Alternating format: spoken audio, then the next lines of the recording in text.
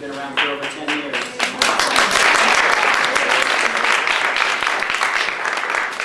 But tonight's not about me. Tonight is about a Nevada Union High School senior by the name of Walter Zellhofer. And what you're about to see is the culmination of his senior project. Walter has been interested in the art of magic for over 5 years, and his intrigue for mystery, combined with his quest for excellence, has made Walter a very knowledgeable and accomplished magician in a very short period of time. The local magic club housed professional mentors for Walter. One of them, Peter Franchino, the gentleman who greeted you at the door, ensured that Walter had an opportunity to audition at the world-famous and prestigious Magic Castle in Hollywood. Walter, of course, successfully became a member. Tonight, Walter's very excited to bring to you some classic magic effects, some comedy magic, some card magic, and some new effects that he actually built on his own. He managed to put this whole show together for a senior project all by himself. He selected the material, created some of his own music and sound effects, built the props, created advertising posters that you've seen around, and of course, he practiced and practiced and practiced his magic effects for you. So, without further ado, please join me in welcoming Walter Zellhofer and his Night of Illusion.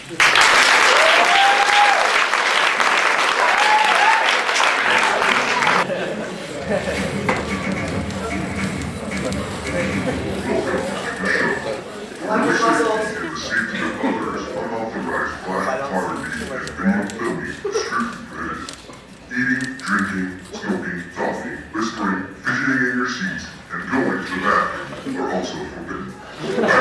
Children will be removed from the building and beaten severely. Thank you and enjoy the show.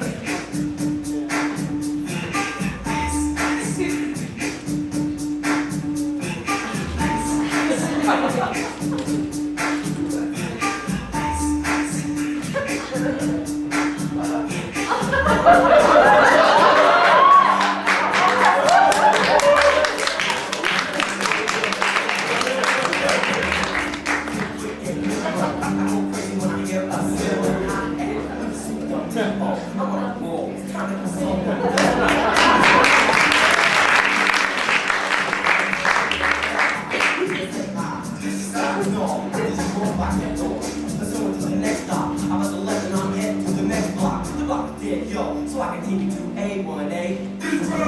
Girls were hot, looking less than bikinis. Rock me in love, let's drop in bikinis. Jealous. I'm out in my mind, shade with the game to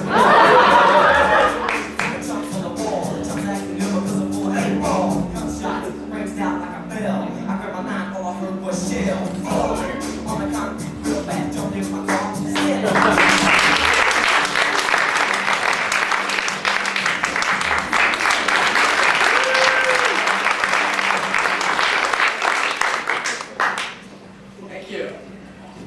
All right, it is now time for some audience member participation.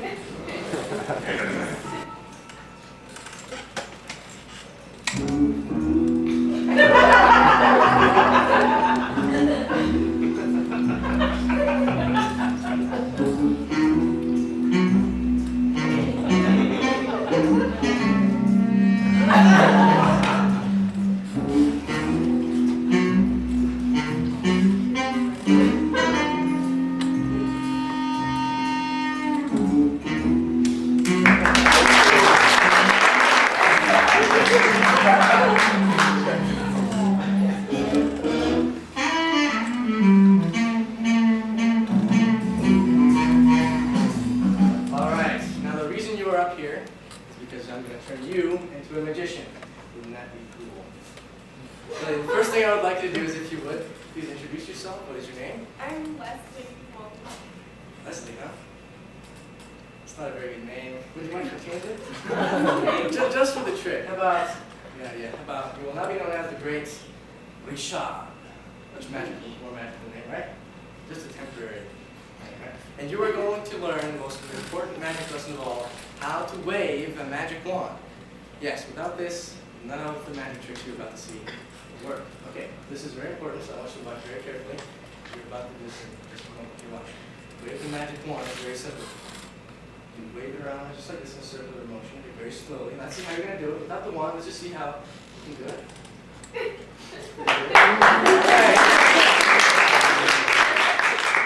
I'm not sure if the people in the back saw, so if you would please just do it again nice and slow, big. That's right. Become the wand. Sexy. No, I'm just kidding. Okay.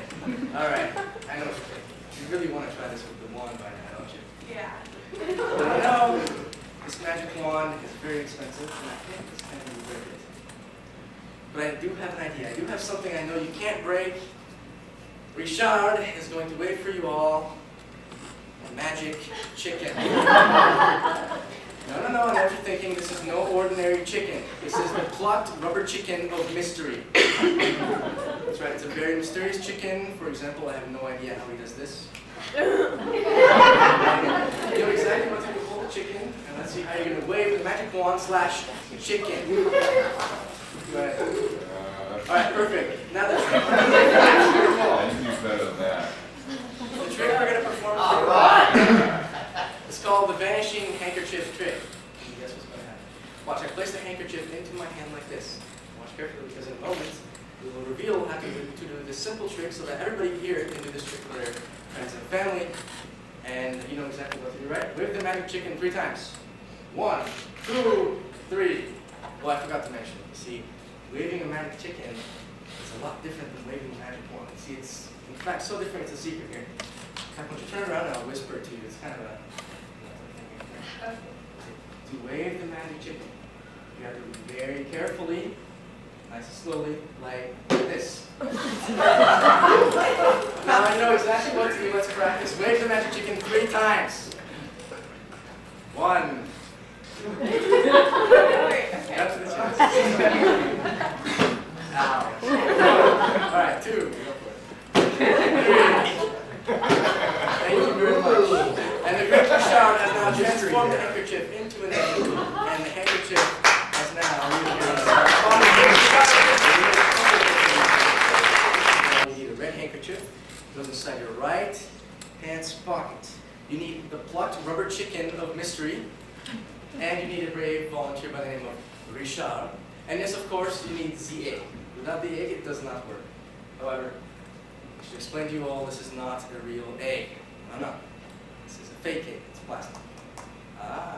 You'll notice that it's also hollow. On the other side, there is a hole. Inside the hole, you find a handkerchief. Now that explains a lot now, doesn't it? Okay. Now watch, there is a magic move involved with this, and we must all know how to do this. First of all, watch. Never wear a watch when you're on stage. Okay? But that's okay. To begin this trick, all you need to do is learn a simple magic move that I'm sure you all know. There's recognition. That's nice. Okay. To hide the egg inside your hand is the most important part. You hold the egg with the hole facing outwards so that you can place the handkerchief on the inside. Hold your hand in a very natural position so that nobody will assume that the egg is inside your hand. Right? It should be a very natural position because you hold both hands in the exact same manner, and no one should ever suspect a thing. It's kind of like camouflage, right? They get the idea. But make sure that you keep all your fingers completely closed, otherwise it will not work. Keep your hands to your sides to begin. Handkerchief can actually start in the top hat. To begin, make sure you don't reveal the egg inside your hand, which you have prepared there. I have a terrific trick to show you. All I really need is a red handkerchief. Walk over to your table and remove the handkerchief. And proceed to place the handkerchief into the hole inside the egg. However, you don't let them know that you're actually doing this. You want to keep your fingers closed, place it inside, and you really could use any handkerchief you wanted to use for this trick. As long as the whole handkerchief fits inside, you don't want half of it hanging out like this. Now once you have the whole handkerchief in, Richard, you know what to do. Wave the magic chicken 3 times. 1, okay, 2, and 3. Okay.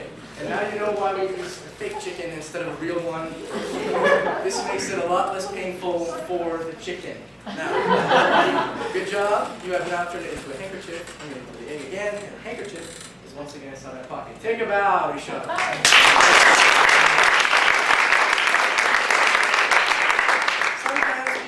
People do notice the egg inside your hand, and in that case, peel the hole away to prove that the egg is actually real. Break it open.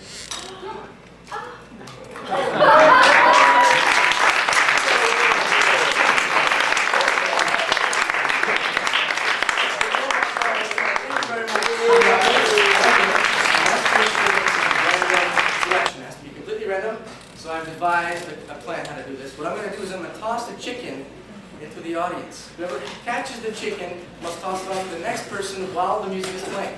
When the music stops, the person left holding the chicken is my next brave volunteer. All right, here we go. On a count of 3. 1, 2, 3.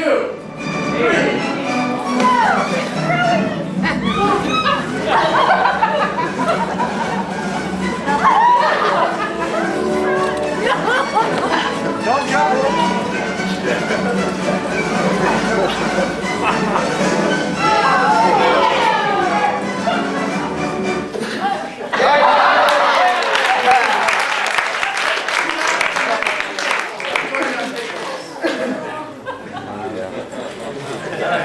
I must let you know, no matter what you do, don't ever do this again with the chicken. You know why? Because you just flipped the bird to everybody in the audience. It's not a very nice thing. All right. Now, you and I are going to perform for everybody here a card trick. First, I need a deck of cards. I got some in my pockets. Now, can you verify for us that they are actually? Oh, you can see that. That way. Are they all different? Yeah. They are, right? That's It is an ordinary deck. Does it Yeah. look like, okay, does it look like they're marked on the back or anything? No.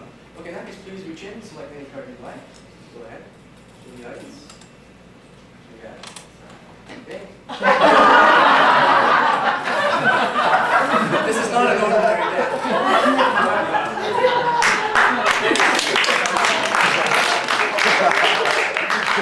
This is an ordinary deck. As you can see, it is sealed, it is wrapped for your protection. Brand new deck of cards.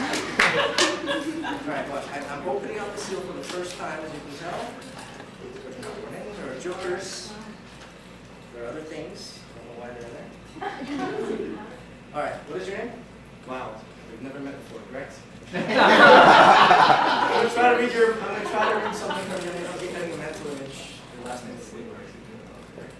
Whoa. Now, as you can see, the cards are actually in new deck order, which means I haven't shuffled them yet. If I shuffle them, I might do something funny, right? And I want to make sure that this really is a shuffled deck. So if you would, please shuffle the cards. Make sure you don't drop them on the ground, otherwise you pick them up.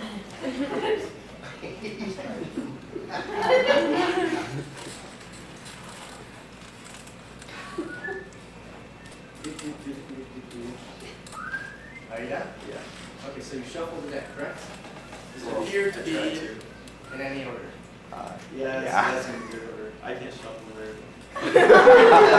Okay, well, it doesn't really matter. Please reach in there, select any card you'd like. It doesn't matter. Pull one out. Show it to the audience. Do not let me see it. I will actually turn my back and let me know when you're ready.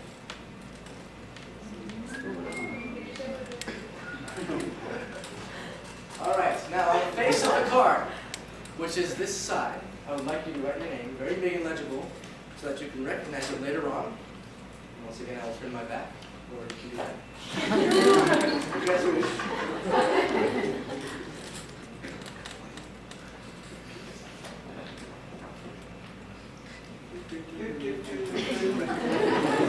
All right, I'll show you guys some fancy card moves. You like this? Oh, want to see that behind my back? Oh, back up. Oh.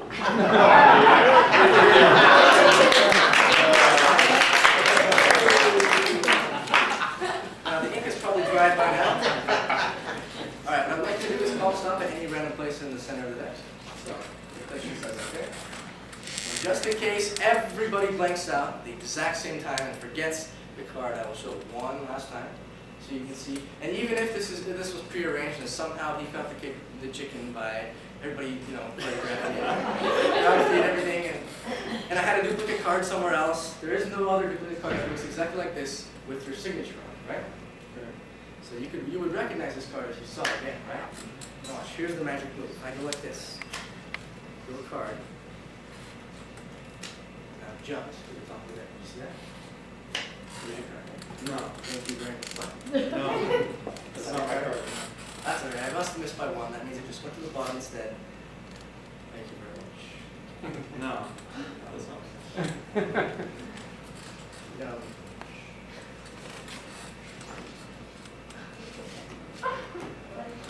I'm kidding. Okay. Let's see. Is that one? No. You signed it, everyone. I could find it if I search through the deck, but I have a better idea. My tongue is going to find your card. That's right, my tongue. First, for some exercise, I must demonstrate my dexterity. Watch carefully.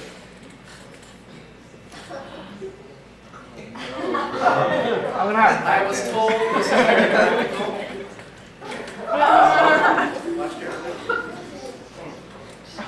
Oh God.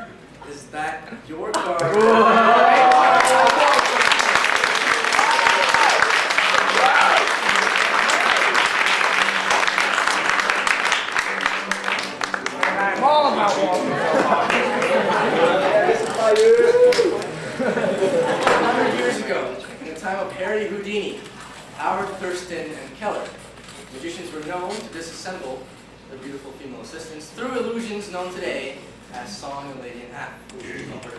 There's another illusion that is critically acclaimed to be one of the best illusions ever performed, and it is called the sword basket illusion. The magician would produce a large basket in the center of the stage. The beautiful assistant would step inside. He would proceed to puncture the box from all directions using these razor-sharp swords, right? After the illusion was complete, he would remove the swords, the assistant would step out, completely unharmed, and the illusion was complete. I'm obligated to honor my magical ancestors for you this evening, and I'll perform for you this very same illusion.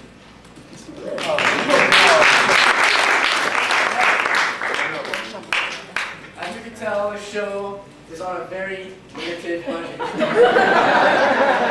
So I was forced to recreate a miniature model of the sword basket illusion. This is the antique deluxe cardboard box version of the sword basket illusion.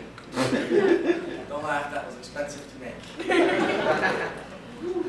Razor sharp swords are very expensive, and therefore not in this show. So I do have something that replaces those. I have these razor sharp umbrellas. That's right. Razor sharp umbrellas in a cardboard box. What can you do with that, right? Well, like I said, the magician also needs a beautiful female assistant. And no, I couldn't afford that either. But we do have for you today the next best thing.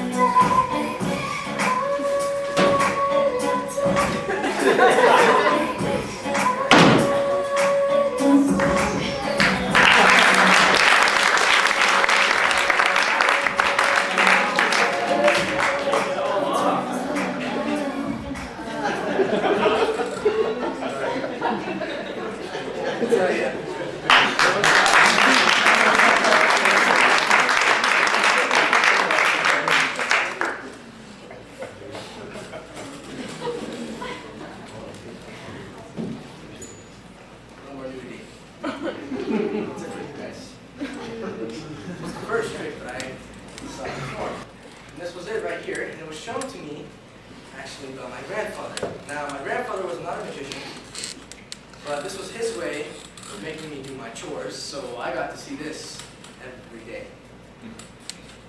Go left there. Now, this is kind of weird because, as you can see, 3 of these cards are the same. One of them is different. This is kind of like a money card. And the idea is kind of like a game of hide and go seek. If I didn't want to do my chores, all I'd have to do is find the Queen of Hearts. Now, my grandfather, actually, to give you an example, in the fall, it was my job to break the leaves. Of course, I didn't want to do it, so my grandfather got out the cards, took the Queen, reversed it, and placed it across the room so that I could keep my eye on it.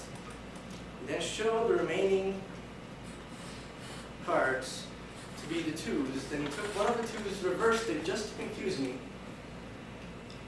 And he said, Walter, because it's my name. If you don't want to break the leaves, all you have to do is tell me where the Queen of Hearts is. Well, I said, that's easy. It's got to be the one over here. I know you cheated, right? He said, nope, sorry, that's just the 2 of clubs. But my grandfather was a fair man, so he gave me another chance. And so I said, well then, it has to be the card that you put over here. He said, no.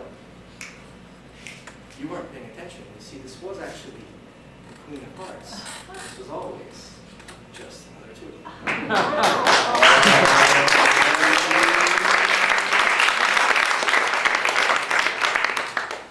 Now, I had no idea how that was done, but it didn't really bother me until the wintertime. You see, I lived in Canada for quite a while, and in the wintertime it was my job to shovel the snow. We get a lot of snow in Canada. Anyway, of course, my grandfather got out the cards because, yet again, I did not want to do it. He took the Queen, reversed it, placed it across the room so that I can keep my eye on it. He said, Walter, because... Paying attention? Okay, he then showed the 3 remaining cards to be the 2 of clubs. And I said, well, I was getting suspicious by now. So I said, I'm getting suspicious. What would you say, right? So he took it one step further. Showing me not only the faces of each and every one of the 2s, but actually the backs of each and every one of the 2s. Then he took the last 2, reversed it, actually leaving it halfway. And he said, if you don't want to shovel the snow, all you have to do is guess where the Queen of Hearts is. Well, I said, I know you cheated again. It's right over here. He said, no, sorry, that is just the number 2. But my grandfather was a fair man, so he gave me another chance. And I said, well, then it has to be the one over there by the table, right? He said, no, sorry. See, this actually is the Queen of Hearts.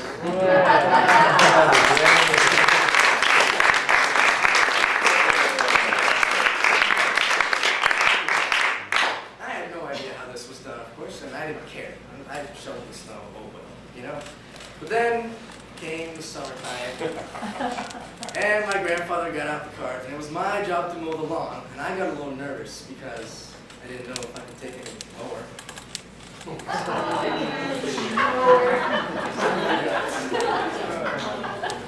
My grandfather got out the cards once more, he reversed the cards, and fanned them. And I said, hold it right there, I caught you this time. You see, he didn't just reverse 1 card, he was actually reversing 2 cards. And that's not very fair, is it? He was actually cheating. So he said, okay, fine, I'll take the 2 2s out that are showing. He placed it across the room, I can keep it out. He then took the 2 remaining cards, the Queen of Hearts and the 2 of Clubs. And he said, if you don't want to move along, all you have to do is guess which hand has the Queen of Hearts. Well, I said, that's easy, it has to be the left one. He said, oh, I'm sorry, that's just another 2 of clubs. But then I said, aha, I got you this time, because I didn't mean the card in your left hand. I meant the card that would be left. Ah. Well, I should have known better, because my grandfather never played.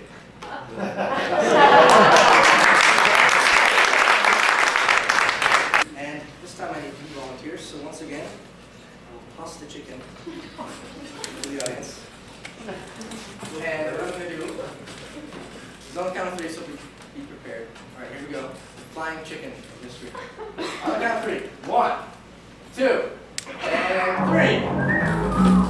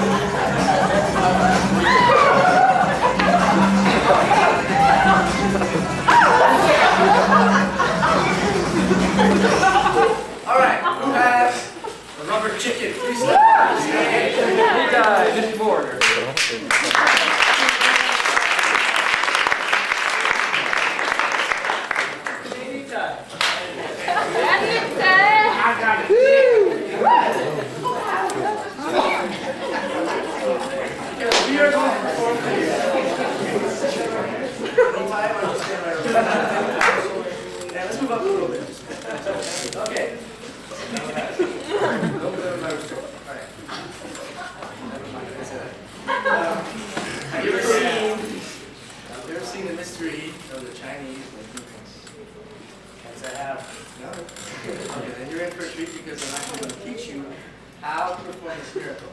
Now you may place the chickens on the floor if you like. You're going to need both your hands. So drop the chicken. Alright. Now, there are absolutely no holes, chips, birds, or anything inside this hole. Can you verify that for us? Make sure you take a good look at that. There's nothing inside the thing. You can see that there's absolutely nothing wrong with it, right? There's absolutely no holes, chips, breaks, or holes inside that ring. You're watching that one? And, no, I'm kidding. I have another one for you here. Alright, please make sure that this is just an ordinary band of steel. You can make sure that there's absolutely no holes. I'm just testing it. What breaks inside the ring? Go ahead. Okay, fine. All right.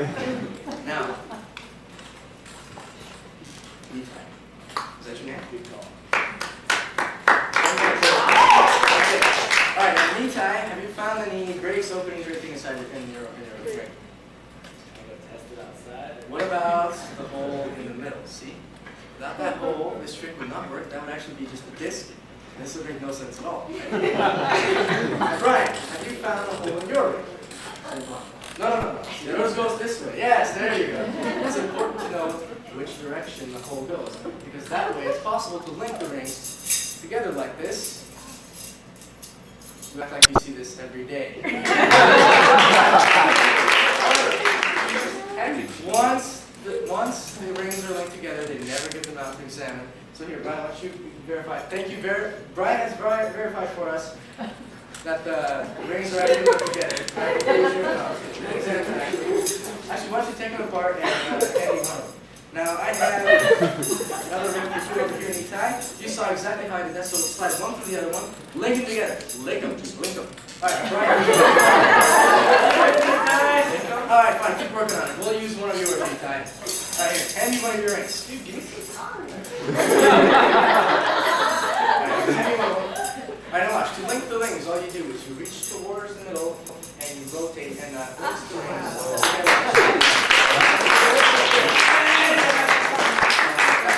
Now, once the rings are linked,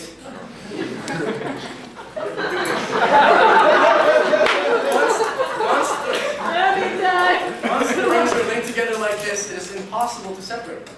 See, I'm lying. Because from the front, it looks like they're linked, right? But from the back, you see there's an obvious gap, right? From the back, once again, they look like they're linked.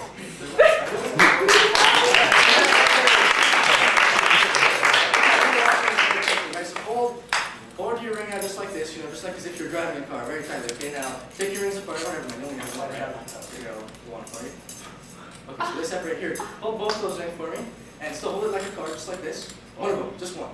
Just hold one. Okay, perfect. Hold that high enough so everybody can see, just like over here. Okay, now watch carefully, because we're actually going to call this a link right in front of your eyes, just like that. Did you see that?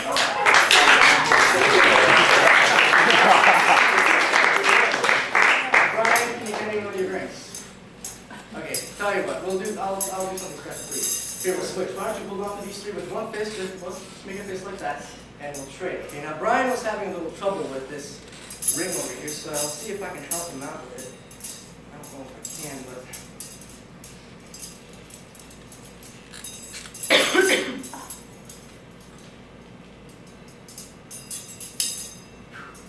That's how you do it, Brian.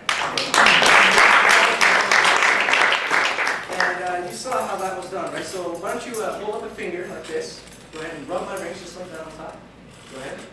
See, ladies and gentlemen, that magic rub. That's links. All three links.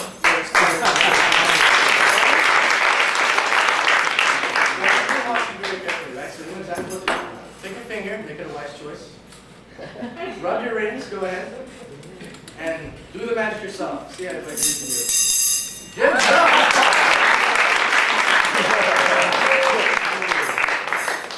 Nitai, thank you very much for helping out. You may have your seat. And Nitai, one more.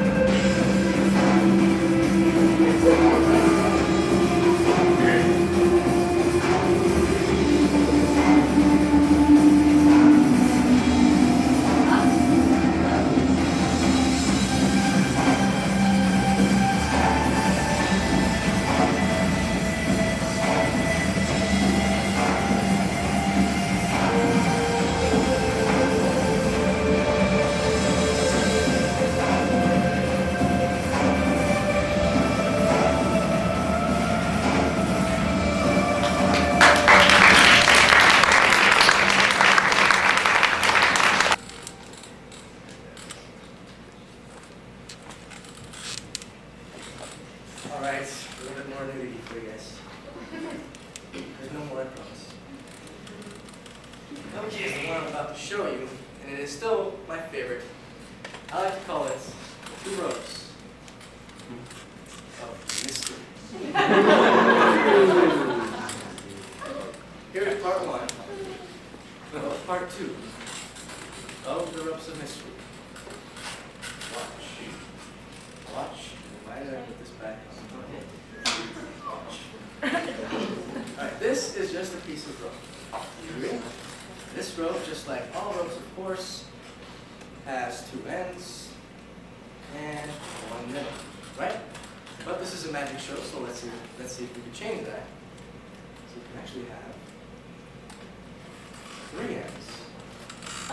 You can still have 1 middle. Right. Now, it's possible to have 3 ends and have 1 middle. And it's also possible to get, you guessed it, 4 ends. And still have 1 middle.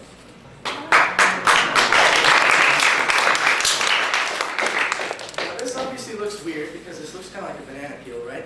Because these 2 ends are not in the proper place. If these 2 ends were down there, that should make a little bit more sense. You'll see what I mean in just a moment.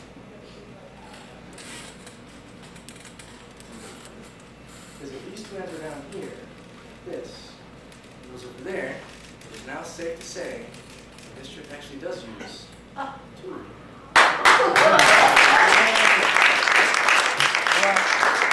Now, for you mathematicians out there, if I take the first rope like this, and if I tie it into a loop, how many loops do I have?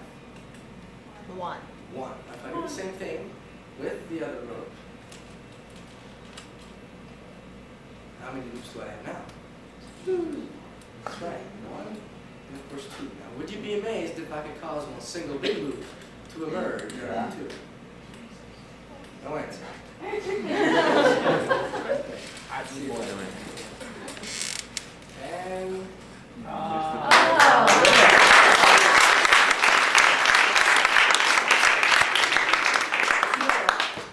it's a lot easier to do than it looks. There's only one thing you must know how to do, and I'm sure you know how to do this. If you know how to tie your shoes, you of course know how to tie a knot. However, this is a knot. Now, it's not. Now, does anybody remember where I was before that brief little explanation? Yes, I believe I had one single big loop here. Like this.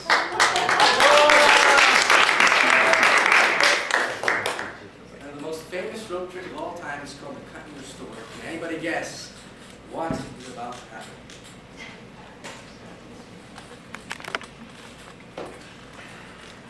I don't have any scissors, but that's okay. I can fake it because I'm a professional. Watch. Wow.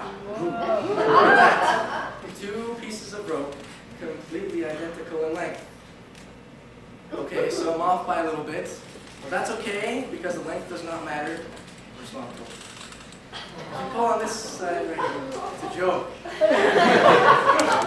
One end of the rope gets longer, however the other one gets longer, like this, as you can see. And once again, you're left in a very similar situation, because once again, have the long piece. Once again, over here we have the small piece.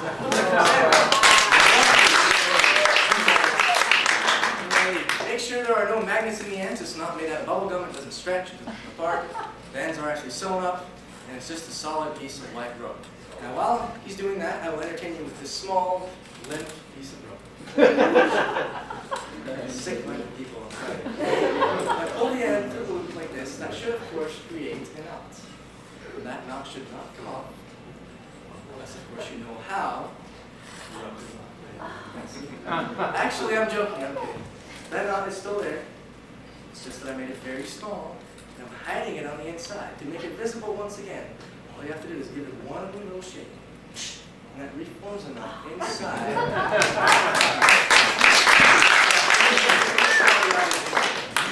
Alright, now it's time for part 2. Fire. The ropes of mystery. I'll be slightly more honest with you this time. But not really. Watch. If I may, I'll look like this. Not yet. If I make a loop like this, I pull the end through the loop like that, that should of course create a knot. However, this knot in magic is called a slip knot. Does anybody know why? Because it slips. You can slip it from that end of the rope to this end of the rope if you wanted to. Or if you preferred, you could actually take that knot and slide it all the way up. Like this. So here I have the knot. Put the knot right back on. All you have to do is toss it.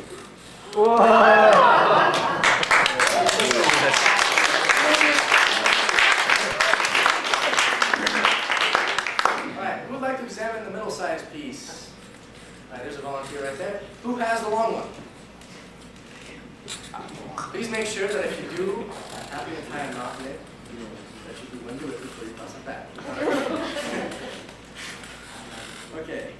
Now all that's left is to gather up the ends of the rope once, twice, and perhaps even 3 times. If I say the magic words, don't ask me what that means because I don't know. We should not get 1 knot, but we should actually get 3 knots. And once you see these are real, genuine knots. Here's knot number 1. Here's knot number 2. And here's knot number 3. Now, this time, let's see. You're the clever one. You were doing something funny. Here, you're going to have to repeat the magic words after me. Perfect. Let's give him a big round of applause.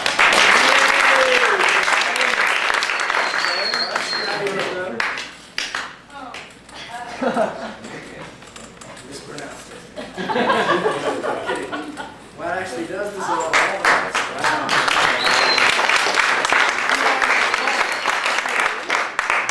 Okay. Thank you.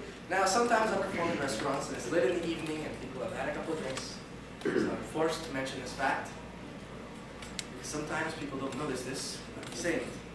This rope is long. This rope is short. That is important now, otherwise the rest of the trick would be even more pointless. Now, who has the middle-sized piece? How nice.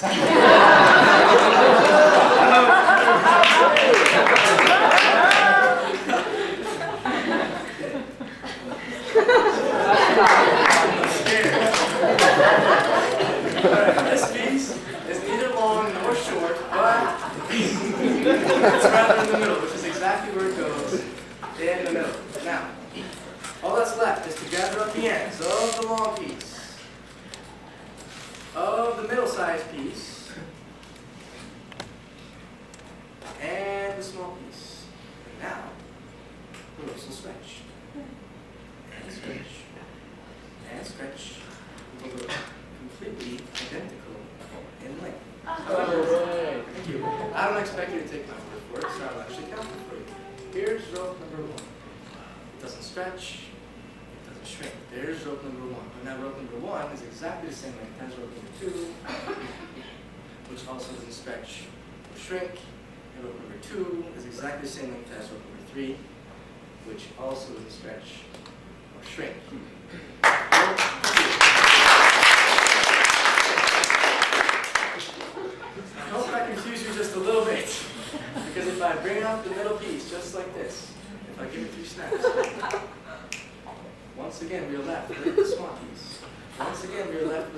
medium-sized piece. And once again, we are left with the long piece.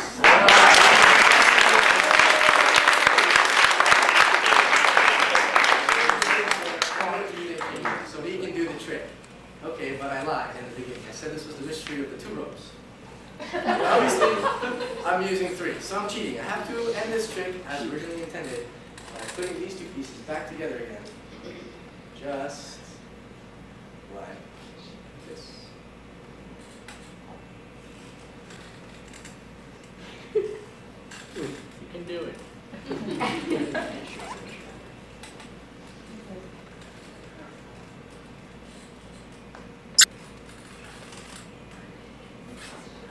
And now we are left with the knots.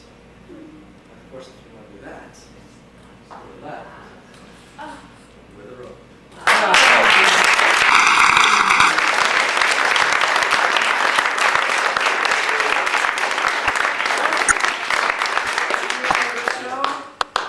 Would you guys like to see one last trick?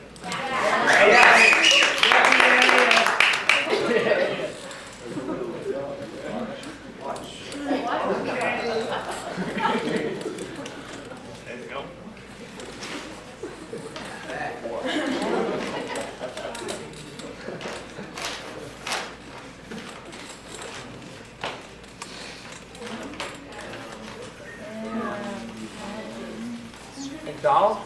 Yes! Yeah, me time. I know these things. Have you ever noticed how the burgers keep getting smaller, the drinks keep getting larger, and the drinks keep getting more expensive too? It's all part of their master plan. You see, in about 100 years, I have a prediction in here. Cups are going to be so large that you will need gigantic straws to drink out of it. Yes, gigantic straws. How big? I'll let me show you.